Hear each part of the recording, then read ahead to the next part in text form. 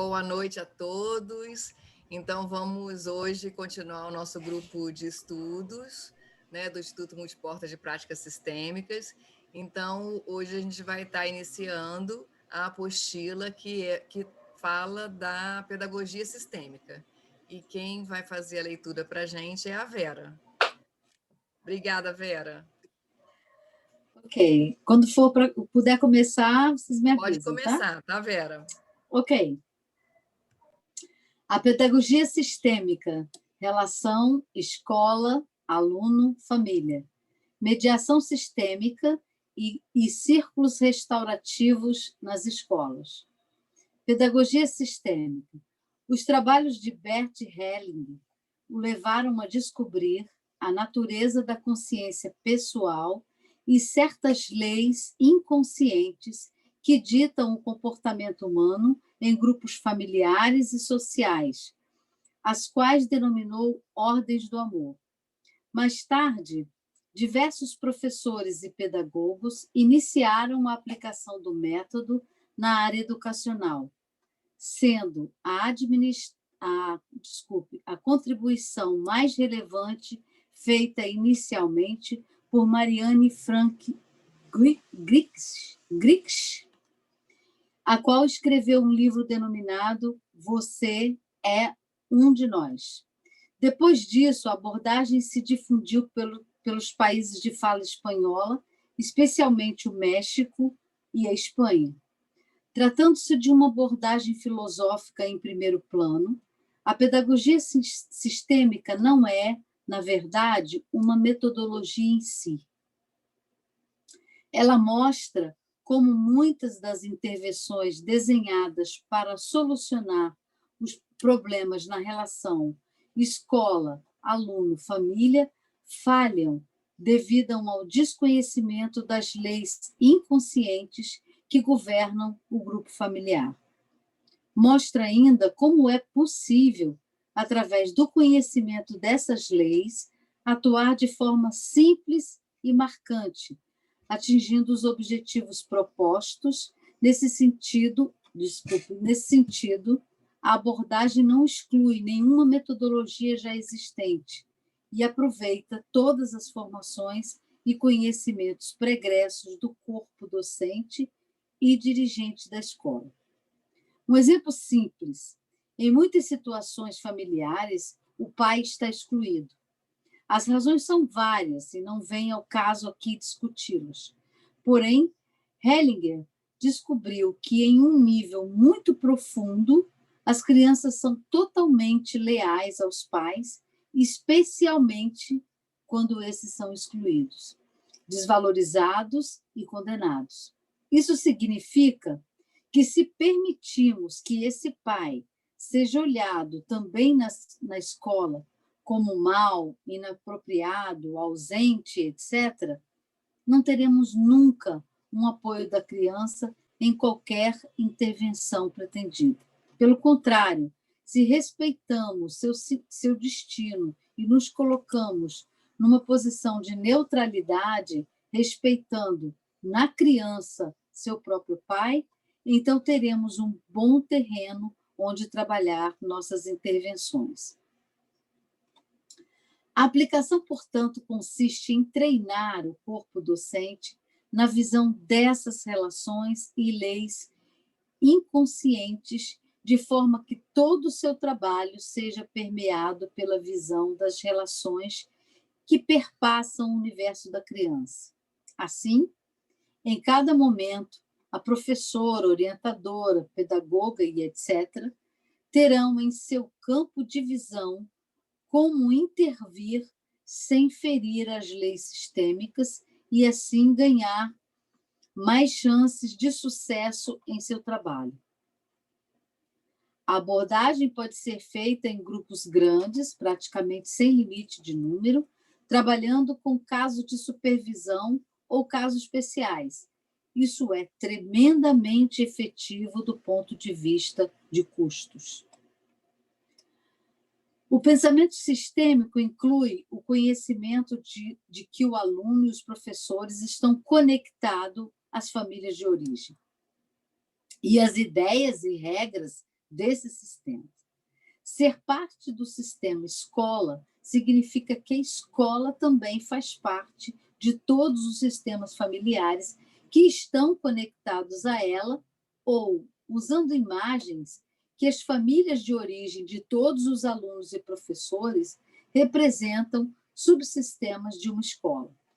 Dessa forma, as famílias atuam na escola e a escola nas famílias.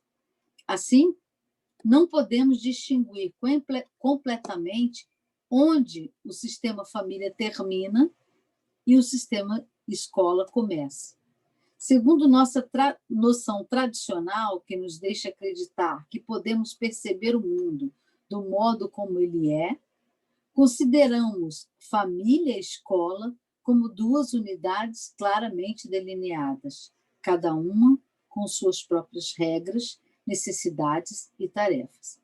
Hoje, contudo, sabemos que nenhum sistema pode ser mantido completamente independente de outro sistema e que a escola também não pode ser mantida afastada de tais fatores como a televisão ou a cultura jovem existente. Nossos alunos são os arquitetos de nosso campo e de seu mundo futuro. Assim sendo, mais do que qualquer outro campo de consciência, a escola está criando a matriz do futuro que está se formando. Marianne Frank Grinch. Prossigo? Todas as crianças são boas. Desejo ainda olhar de modo espiritual para outro âmbito. Trata-se das crianças difíceis. Nenhuma criança é difícil. O sistema é difícil. Algo em sua família encontra-se fora de ordem.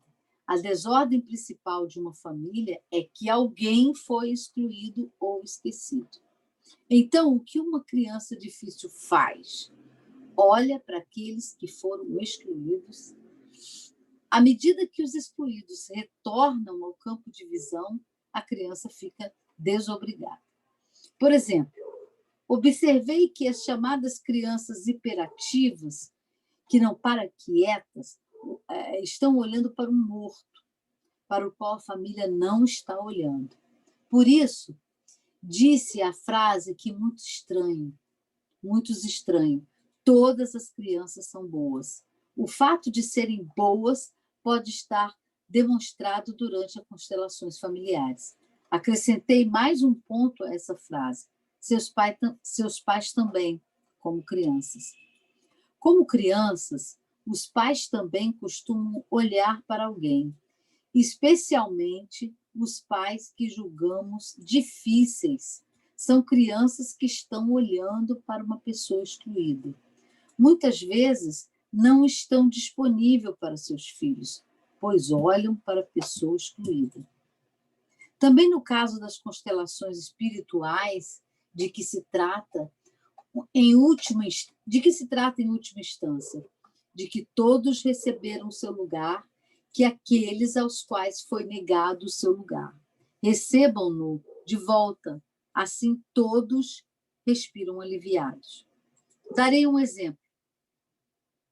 Um dia procurou-me um professor que cuidava de alunos difíceis, principalmente aqueles que eram ameaçados de serem expulsos do colégio. Tentou integrá-los com muito amor e com sucesso. Um dia me ligou dizendo: meu filho mais novo está tão agressivo que querem expulsá-lo do colégio. O que devo fazer? Podemos ver aqui que mesmo aquele que tem muita experiência e alcança muitas melhorias está entregue ao destino, porém não ao seu destino, mas ao destino de outras pessoas da família. Disse-lhe: venha em um curso meu com sua família. Ele veio com sua mulher e seus 2 filhos. O filho agressivo era o mais novo. Fui professor durante muitos anos, sei como lidar com meninos, conheço o lado bom deles. Então, a família que estava sentada do meu lado, olhei para eles e percebi imediatamente que a mãe desejava morrer. Por isso o filho era agressivo. Disse a ela: quando olho para você, vejo que deseja morrer. Ela me disse: é verdade. Mas por que deseja morrer? Naturalmente, por ser uma boa filha, disse-lhe: primeiro vou posicionar a sua mãe. Então, não abordei diretamente o problema. Posicionei a sua mãe, que olhou imediatamente para o chão, para um morto. Perguntei para a mulher: para quem a sua mãe está olhando? Deseja ir até o morto. A mulher respondeu: minha mãe teve um namorado que ela amou muito. Ele morreu em um acidente de carro. Ai, me arrepia. Sendo assim, coloquei um representante para o namorado, deitado no chão. Pôde-se ver que havia um grande amor entre ela e o morto. Ela era atraída para lá. Foi até ele, se abraçaram. Então o morto fechou os olhos e estava satisfeito. A mãe da mulher voltou para o seu lugar e respirou, profundamente aliviada. Em seguida, coloquei a mulher diante de sua mãe e a mãe disse à filha: agora eu fico. A mulher ficou toda feliz e as duas se abraçaram. Era evidente que antes desejava morrer no lugar da sua mãe.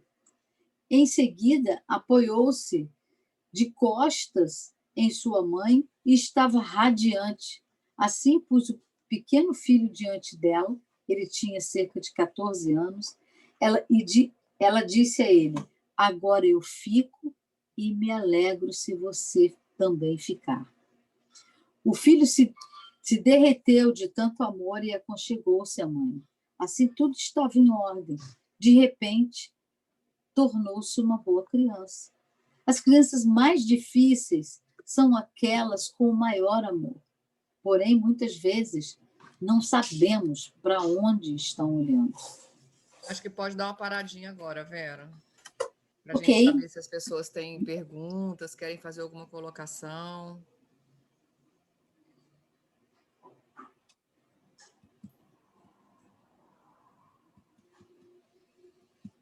Eu acho muito interessante essa parte da pedagogia sistêmica, porque realmente seria um grande diferencial na educação, né? Assim, facilitaria muito Verdade. se houvesse esse treinamento para os professores, né, que são profissionais de ajuda e que muitas vezes se veem nessas situações difíceis e agem conforme eles acham que é o melhor também, né? E aí muitas vezes excluem realmente os pais, julgam, né? Olham de repente para um destino difícil de uma família e pensando estarem ajudando os alunos, na verdade estão de repente até colocando mais exclusão ali no sistema, né? Reforçando uma coisa que o aluno, por amor, ele fica naquela dicotomia, né? De repente é um pai, sei lá, um pai violento, ele olha com amor e ao mesmo tempo com raiva, né? Porque bate na mãe ou bate na própria criança, enfim. Então, acho que difundir essa pedagogia sistêmica realmente seria algo assim muito fundamental, né? Na verdade, eu penso, né, que a gente difundir o pensamento sistêmico em todas as áreas seria, né, o que a gente se propõe, né, e gostaria realmente que isso fosse para todas as áreas. Mas o professor, ele não é um profissional de ajuda, né? O professor, ele é um profissional da educação. Então, ele não tem, né, nem a escola tem essa proposta de ajudar, né? Não é um processo terapêutico, né? Não é um lugar de cura, mas poderia ser um lugar onde, através desse olhar e dessa compreensão, né, tornar esse aprendizado, né, e o ensino, muito mais acessível para todos. Porque eu também, como psicopedagoga, né, e sempre estou com as questões, né, dos meus próprios clientes, que eu atendo criança, então atendo família, e eu vejo que a conta quase sempre cai na criança. Então, a criança é que é ruim, a criança que tem problema. E é muito interessante é que a escola e as instituições e o Instituto da Educação, né, eles não assumem a própria parte, a deficiência, né, e o que é deles, porque, né, na maioria das vezes, os professores também não são preparados para isso. E aí, né, os pais, quando querem que a escola dê conta de alguma coisa, que eles também não estão dando, joga para a escola joga os professores jogam para os alunos jogam para o universo, né? E começa a bugar. Só que a coisa fica com a criança, né? E é isso que a criança muitas vezes leva para a vida, essa incapacidade, sentimento de que ela não dá conta, né? Muitas vezes o sentimento de baixa autoestima vem dessa socialização dentro da escola e da capacidade dele de aprender, lembrando que o ensino quase sempre e sempre é igual para todo mundo, mas nem todo mundo aprende igual, né? Mas isso sempre recai na criança. Dentro da vara da infância e juventude, eu já vi várias vezes crianças que nunca foram assistidas, que já grandes, 12, 14 anos, que não conseguiram se alfabetizar. Mas nunca foi... E essa criança... chegou um tempo que a família dizia, ele é assim mesmo, ele não aprende, ele é burro, sei lá o quê, e a criança também está conformada com aquilo, né? E, no entanto, muitas vezes a criança tem uma dislexia que nunca foi vista. Então, o sistema não está preparado para ensinar aquela criança no modo que ela consegue aprender, mas ela não é burra, né? Então, tem essas questões que a gente podendo olhar para isso, né, Lilian?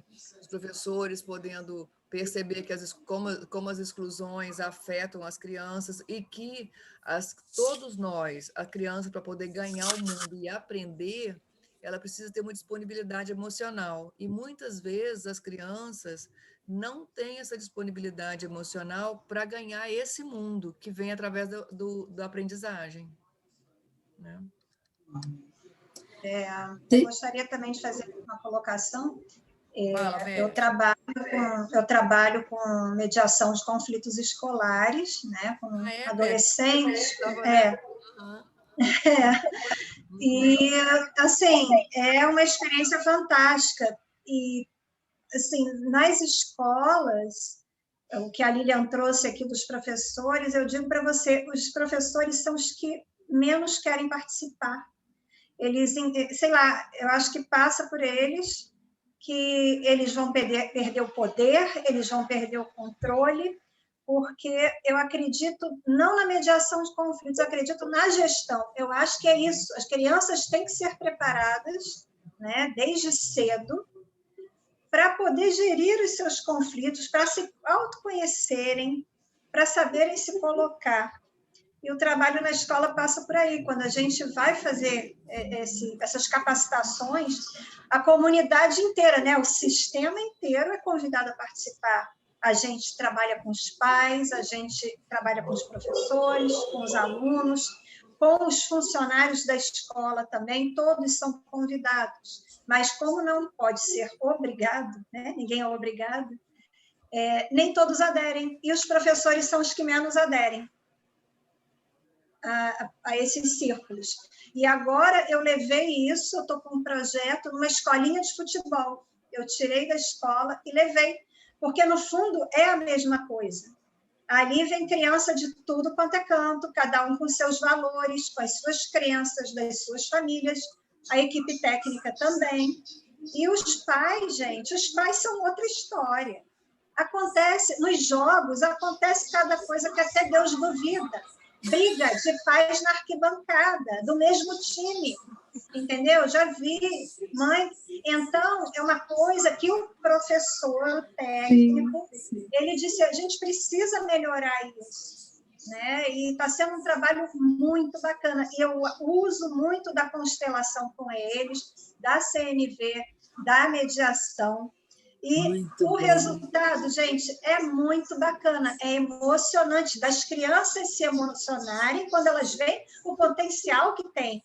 E essa frase, que toda criança é boa, né? Eu sempre falo isso para eles. Aqui ninguém vai ficar bonzinho, vocês são boas pessoas, né? E vão transformar os relacionamentos de vocês, aprendendo tudo isso. Então, é muito bacana mesmo.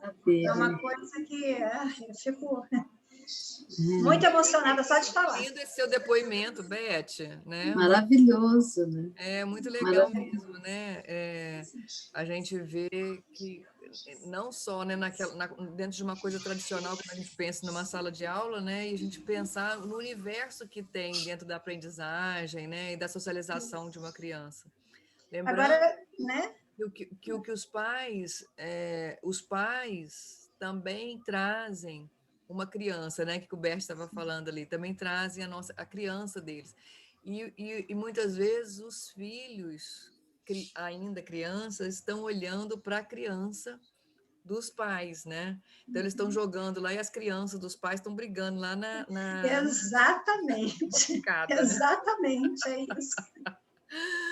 Então, mas percebe também, assim, a complexidade disso, né? A gente precisava realmente ter espaço, né? Para que a gente pudesse ir trabalhando até com as crianças desde pequeno, né?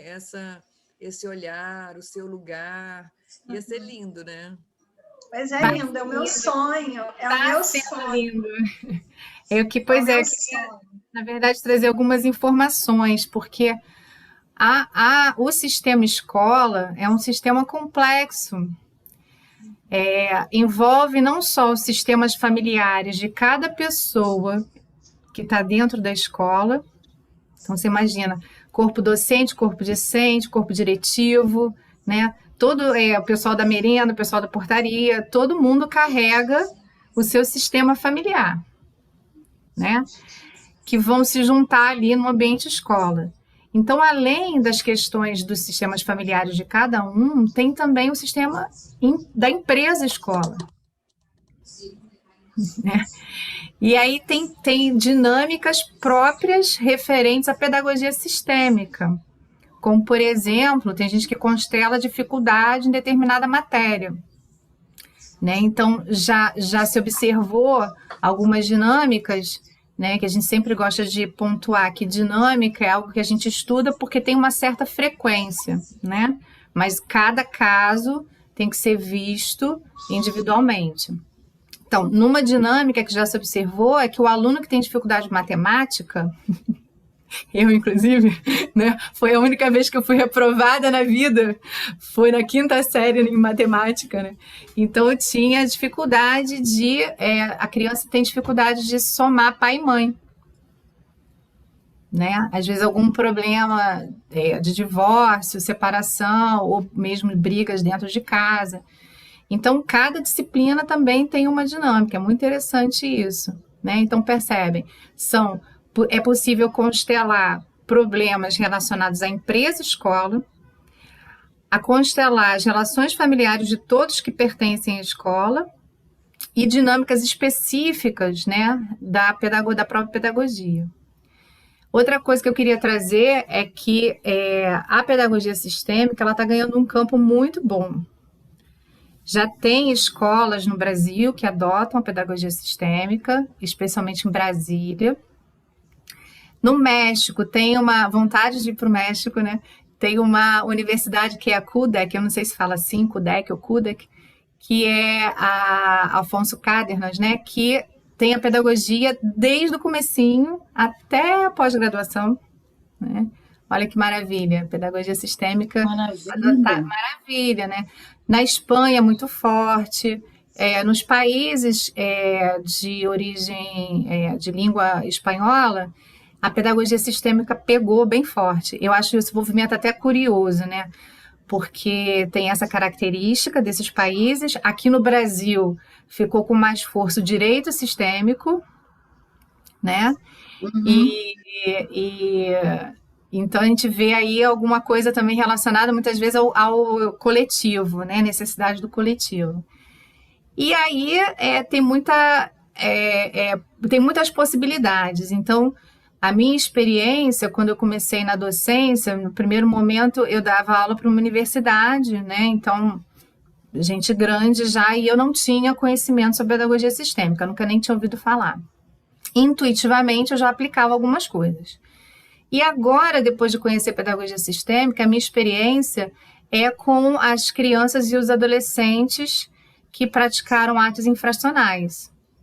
Então, eu já tive a oportunidade de dar aula para o DEGASE, né? Que é o departamento que cuida disso. E aí senti muita necessidade, justamente um pouco do que a Beth trouxe, que na escola muitas pessoas iam por um lado e eu fazia, né, assim, cada um remando para um lado e indo para um lugar diferente. E aí tive a sorte de ter a compreensão e o apoio, né, deles e perceber que era importante cuidar de quem cuida.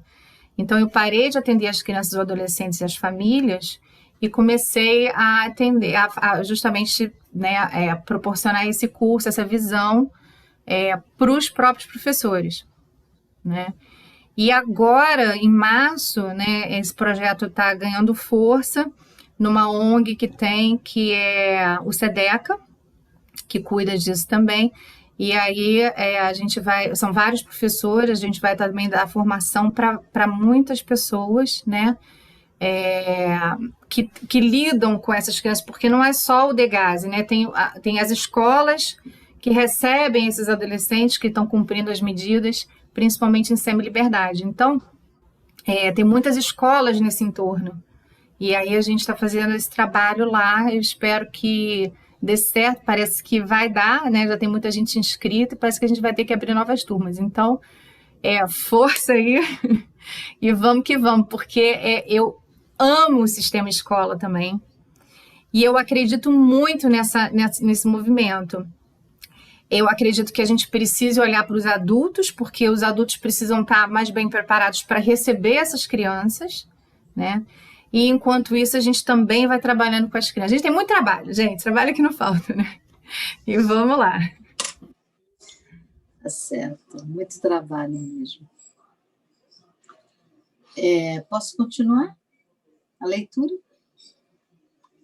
Ajudar as crianças. Quero dizer algo aos educadores. Quando ajudamos demasiadamente uma criança, ela fica brava. Por isso, ajudamos mantendo uma certa distância. Sobretudo, a ajuda em nome dos pais. Nesse sentido, é importante nos colocarmos abaixo deles. Quando nos colocamos acima deles, como se fosse um pai ou uma mãe melhor, a criança fica zangada. A melhor maneira de os educadores ajudarem crianças que vivem em orfanatos é estando em sintonia com os pais deles. Isso inclui que concordem com que as crianças confiadas a eles possam se tornar-se iguais a seus pais. Isso é importante, pois os filhos querem ser como os pais. Por exemplo, quando dizemos a uma criança, seu pai foi um beberrão, nem pense em se tornar igual a ele. A criança desejará, por lealdade ao pai, tornar-se igual a ele. É este o efeito na alma, diante desse tipo de alerta.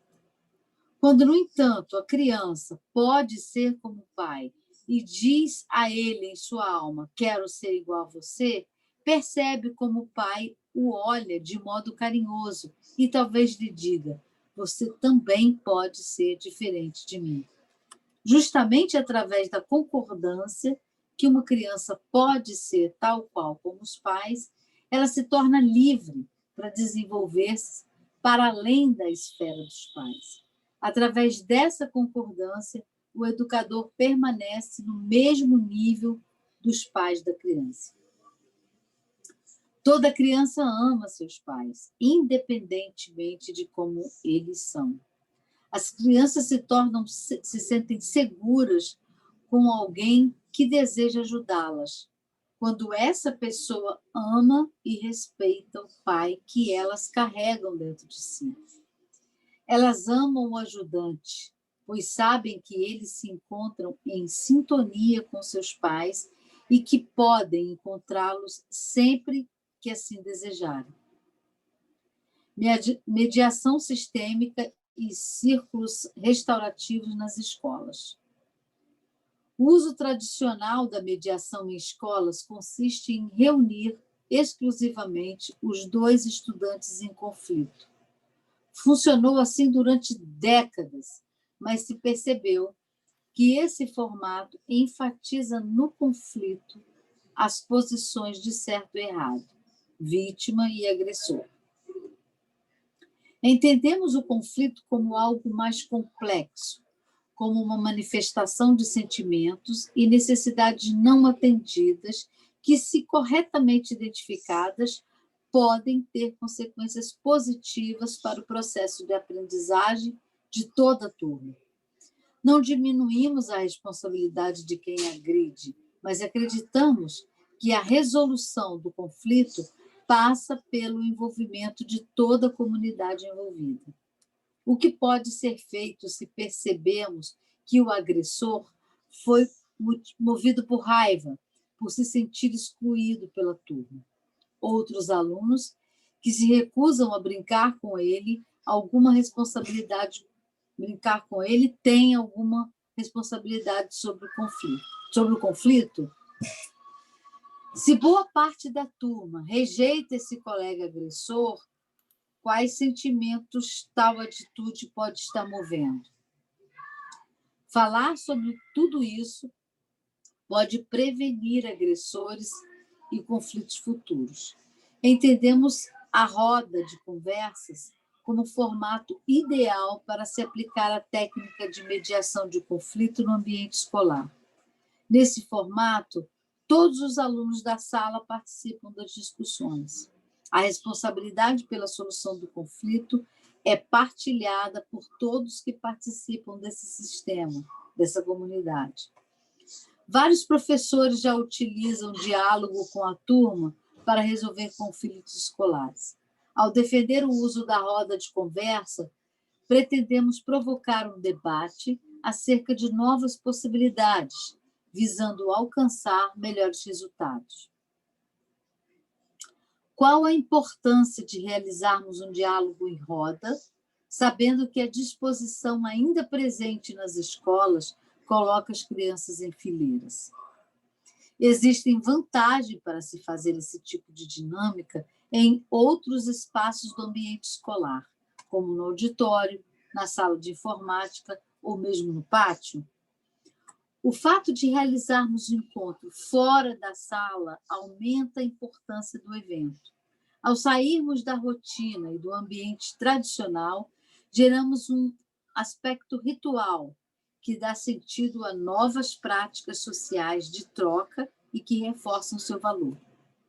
A roda de conversas visa reforçar o sentimento de pertencimento dos alunos.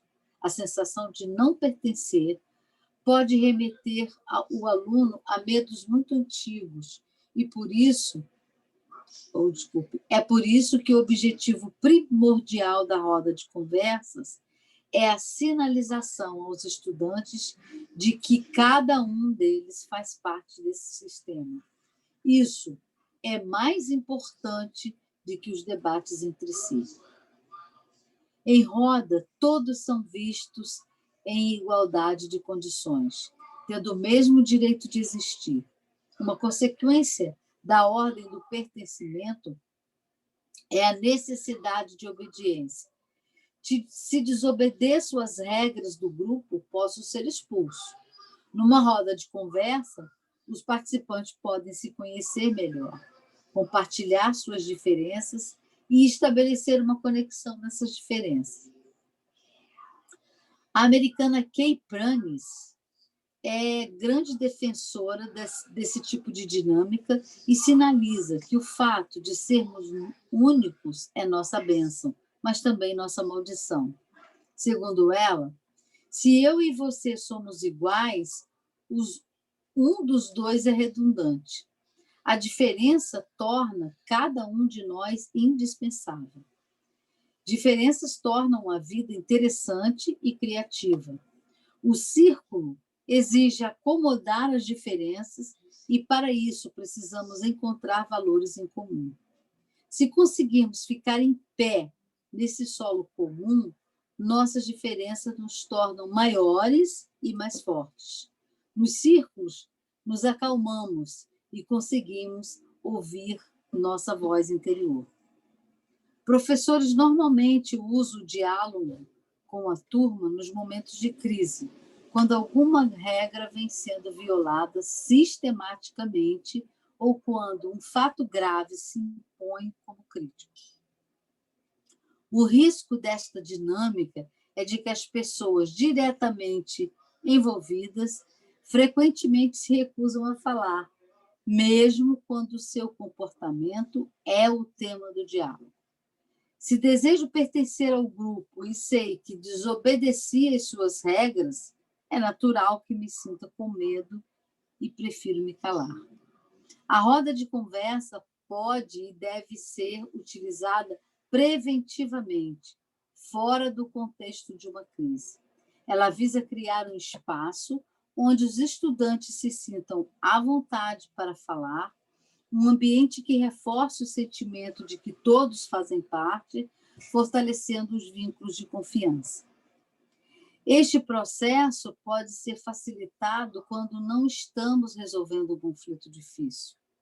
Apostamos num trabalho de longo prazo, que busca criar na turma uma cultura de paz, onde todos aprendam juntos a se apoiar e a respeitar o outro, apesar das diferenças existentes.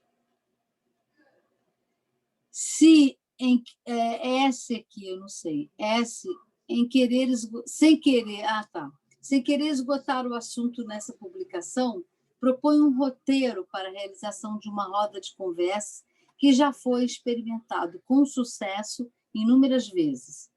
Após uma explicação aos alunos sobre os objetivos da roda, decidimos sobre a escolha do tema. Se estamos desenvolvendo uma mudança de cultura via inclusão de todos, por que não escolhemos o tema do primeiro encontro com base no desejo e no interesse dos próprios estudantes? O tema pode estar relacionado a questões físicas da escola, como as condições dos banheiros ou a temperatura das salas. Pode também dizer respeito a questões mais densas, como violência e depressão. Também as regras de convivência podem ser debatidas pelos próprios participantes da roda. Desenvolver nas crianças a capacidade de ouvir o outro é, por si só, uma tarefa gigantesca e os resultados não serão imediatos. Diversas técnicas podem ser experimentadas, tais como utilizar um objeto de poder para indicar quem tem autorização para falar. Por exemplo, não bastão. Diante Eu acho que aí teve um errinho, é um bastão. Ah, tá. Pensei que era não bastão. É um bastão, né? Um bastão. Diante de uma pergunta do mediador, crianças em roda que pedem a palavra costumam responder algo totalmente desconectado da pergunta. Para treinar a escuta, podemos pedir que, antes de falar, a criança repita com suas palavras a pergunta inicial. A partir de certo nível de prática, podemos experimentar distribuir tarefa entre os alunos, dependendo da idade. Podemos delegar a um ou dois estudantes a tarefa de anotar, por ordem, o nome das pessoas que pedem a palavra. Podemos escolher ainda um ou dois alunos para escreverem numa folha de papel as ideias centrais do diálogo.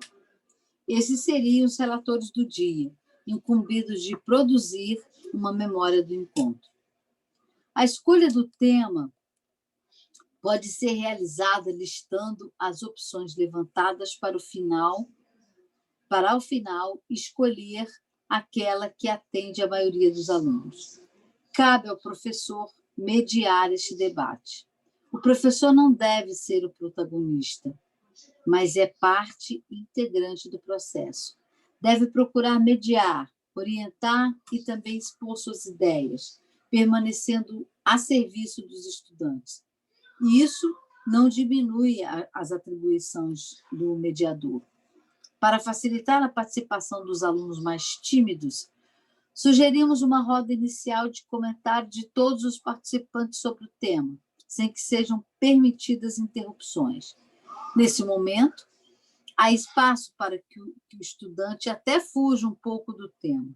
O aluno estaria se abrindo, informando sobre seus valores, a base sobre a qual vamos, pouco a pouco, construindo o chão comum, que é fundamental para o sucesso da roda de conversa. Esse chão é construído a partir dos valores comuns dos alunos, a partir dos quais as diferenças são superadas e geram uma boa convivência. Vera, o mediador... acho que pode dar uma parada. Uma paradinha para ver se alguém, para não, porque uma coisa está entrando na outra, né? E ver se alguém quer fazer algum comentário, fazer alguma pergunta. Eu queria fazer um comentário. Primeiro, Renata. Oi, para quem não me conhece, eu sou professora, eu atuo em sala de aula, e a primeira parte da leitura do texto, eu fui ficando tensa. E aí veio a Marisa com a fala dela e, tipo, a escola não é um ambiente terapêutico. A escola não vai dar conta disso. Aí eu... Ufa! Que bom! Os professores não são profissionais de ajuda, né? Podem até ajudar, mas não tem essa... Eu fui ficando tensa porque, assim, foi relatando o meu dia a dia, né? Os acontecimentos, né? Aqueles alunos com mais questões, com mais dificuldade, aí você chama a família, aí você entende todo o mecanismo daquela família, o que acontece e tal, não sei o quê. E aí eu fiquei pensando, gente, não dá para constelar, não é isso, não é esse lugar, a gente não consegue fazer isso. Aí quando a Marisa falou, eu fiquei mais tranquila. E aí depois eu esperei todo mundo falar na primeira rodada, e aí começou, né, a segunda parte, e aí eu fui entendendo assim, porque a minha pergunta era, tá, e como é que faz isso? Como é que é isso na prática, né? E a segunda parte foi assim, instintivamente, eu já venho praticando tudo isso, né? É muito difícil, como a Beth falou, o corpo docente, ele não está aberto para isso, ele não está disposto a isso. Então, as minhas discussões nas reuniões com professores era, tá, mas e a história dessa criança, desse adolescente? Eu trabalho com educação de jovens e adultos. Eu atendo alunos a partir de 15 anos, que na maioria das vezes vem de uma história de insucesso escolar, né? São alunos que repetiram, que com 15 anos você espera que ele tenha terminado o ensino fundamental, regular. E o meu PEJA é um PEJA de ensino fundamental. Então, eu recebo alunos a partir de 15 anos que não conseguiram concluir o 9º ano, né? Não fecharam essa primeira fase. Então, ele já vem com esse insucesso, né? Ele já vem com essa carga. E é muito difícil trabalhar com ego de professor, mas ele não assistiu a minha aula, mas ele não prestou atenção não sei o quê, mas ele...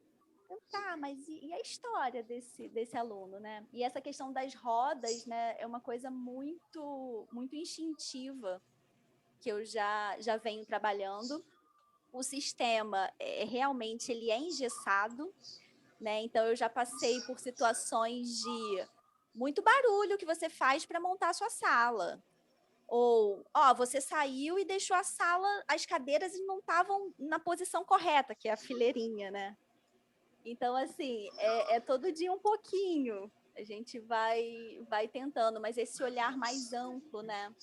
E aí eu fiquei bem mais tranquila agora nessa segunda parte da leitura, porque eu já pratico isso, né, de forma instintiva, e agora eu vou estar com um olhar muito mais atento.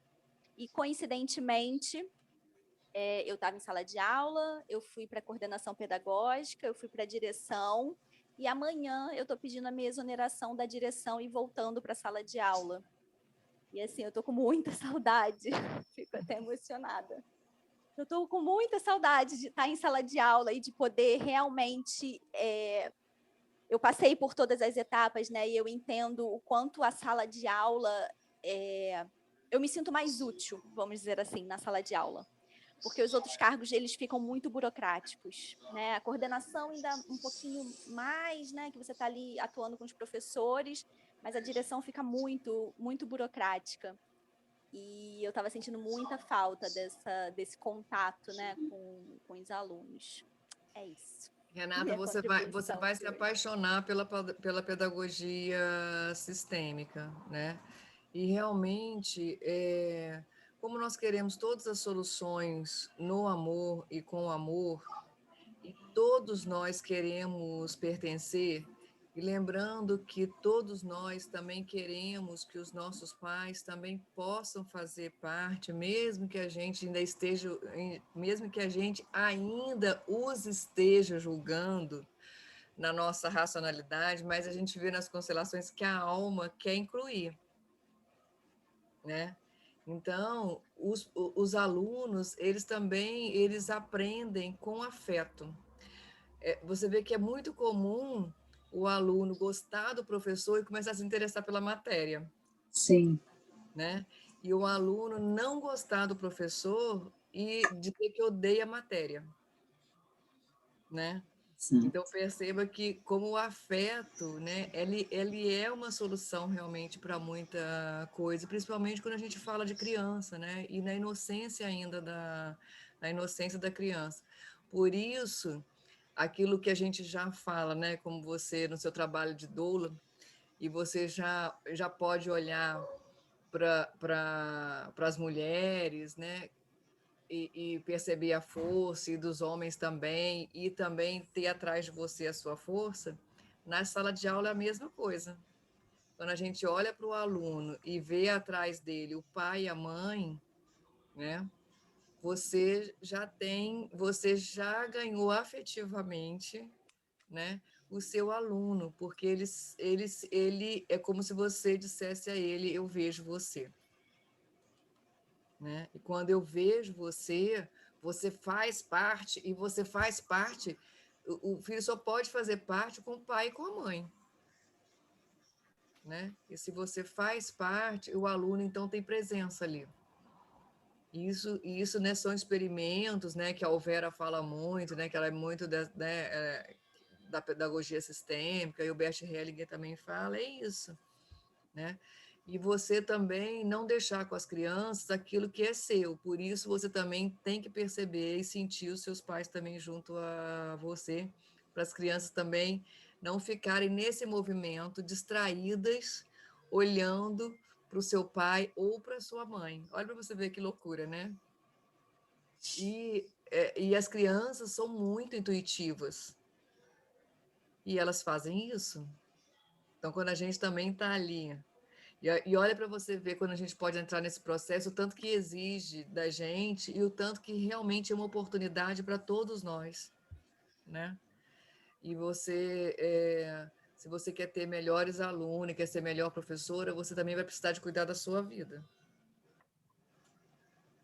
Bom, Renata, você estava falando aí que constelar não dá, né, nesses ambientes. Mas quando a escola já tem, assim, aí é uma opinião minha, né? Eu acredito que quando o corpo diretivo ele já abraçou essa ideia, fica mais fácil, né? Então, tem algumas pessoas que já promovem constelações. Nesse livro da Marianne Frank, que é, vamos dizer assim, a precursora desse movimento, né? Ela conta como que ela fazia constelação com os próprios alunos. E que era muito bacana, muito produtivo. Mas isso é um passo de cada vez. Como você falou, tem muita resistência, né? Você vai sentindo. É como eu percebo também no judiciário, na OAB, na advocacia, né? Que é o sistema que eu faço parte também.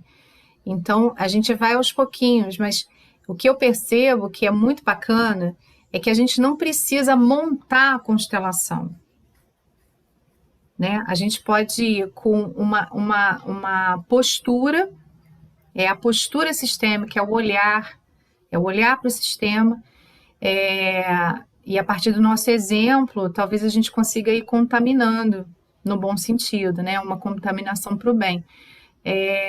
E aí, quem sabe, às vezes com uma fala, uma colocação, uma atividade, um exercício, como o Beth estava falando que faz também, que mistura tudo, que está tudo mesmo muito junto, né? CNV, mediação, constelação.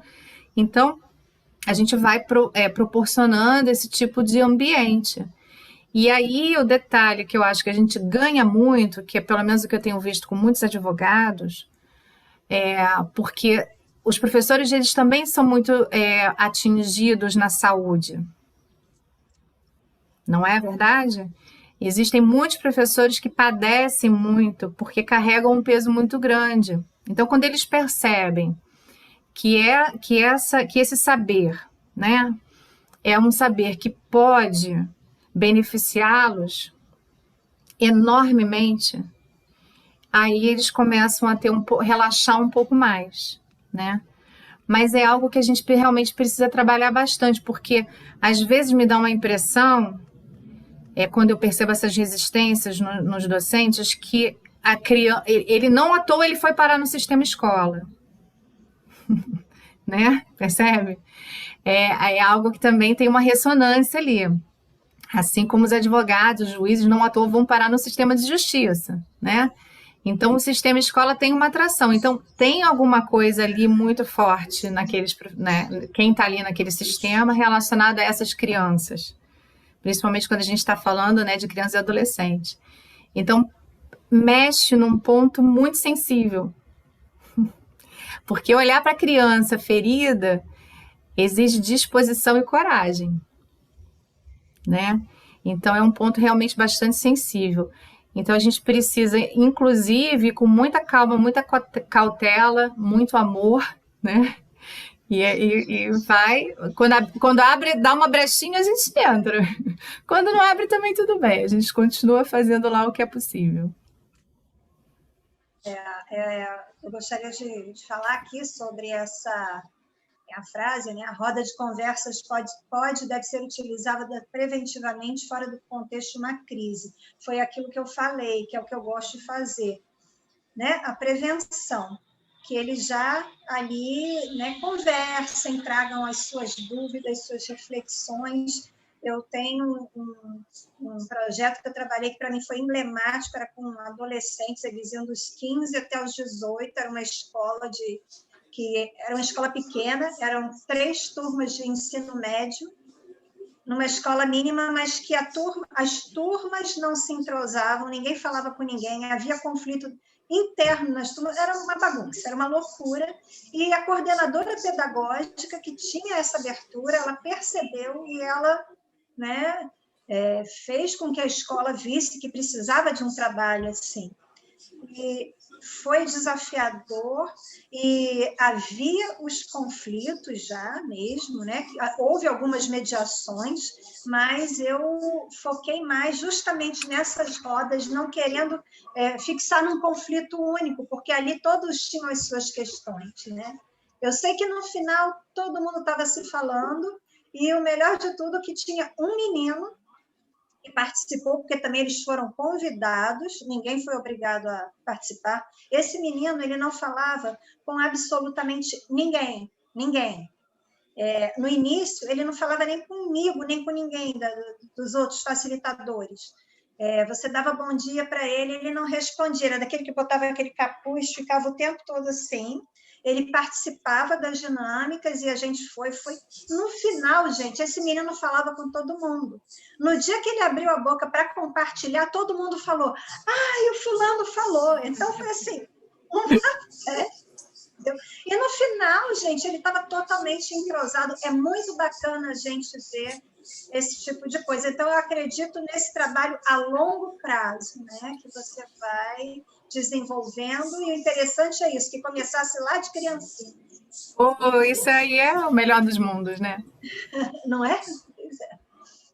Gente, a gente está finalizando, mas eu queria antes só ressaltar aqui que essa apostila, como todas as apostilas, elas são do Instituto Multiportas, elas são extraídas dos livros, né? Então tem citação aqui da Marianne Frank, tem citação do Bert Hellinger, e esse último trecho eu quero fazer referência que é do Rinaldo Almeida, que é um constelador também, mediador, e é do livro dele, Mediações Sistêmicas nas Escolas. Até deixar um beijo para ele, porque ele foi gentilíssimo, ele veio deixar o livro aqui no escritório para mim. Então, tem umas dicas nesse livro, né? Já faço aí a propaganda também. E tem muitas dicas nos outros livros, da própria Angélica Oliveira, da própria Marianne, que a gente pode usar, né? Como, por exemplo, para as crianças pequenas colocar foto dos pais numa parede da sala de aula, ou pedir para eles desenharem, né? Para as crianças que não sabem, não conheceram os pais, eles podem imaginar e fazer um desenho. E a professora também faz isso, e aí tem até uma historinha que as criancinhas pequenininhas perguntavam para a professora, para a Marianne, né? Mas você também tem papai e mamãe? Ela falou, eu também tenho. Então, isso vai criando um ambiente, uma conexão, né? E aí tem muitas dicas, né? Vocês podem aproveitar nessas obras, é muito eficaz, né? E só uma colocação, o Rinaldo, ele é muito generoso, né? Eu sigo ele no Facebook, quem não conhece, ele sempre compartilha coisas muito interessantes, dinâmicas, e tudo que ele faz é muito bacana. Exato. Rinaldo, o que é, Cláudia? Rinaldo Almeida? Não, Rinaldo Almeida, isso. Mediações Sistêmicas nas Escolas, que é a obra dele.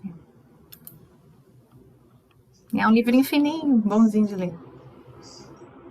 Tá bom, gente? Então, próximo encontro, a gente finaliza essa apostila e aí vamos escolher a obra para a gente começar a ler um livrinho, né?